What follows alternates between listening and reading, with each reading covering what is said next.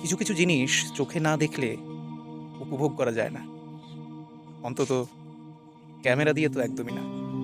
আকাশ থেকে নেমে আসা সোনালি মঞ্জুরি, গ্রামের মাঠ, ঘাট, পুকুর, কলা গাছের বাগান, আরও কত কিছু।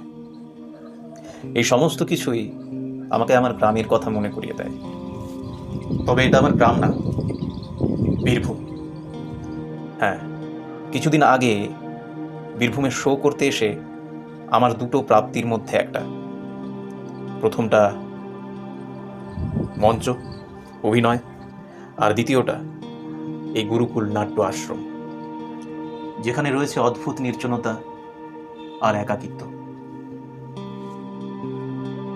আর আরেকটা অদ্ভুত সুন্দর জিনিস সেখানে বিরাজ করছে, সেটা হচ্ছে শান্তি।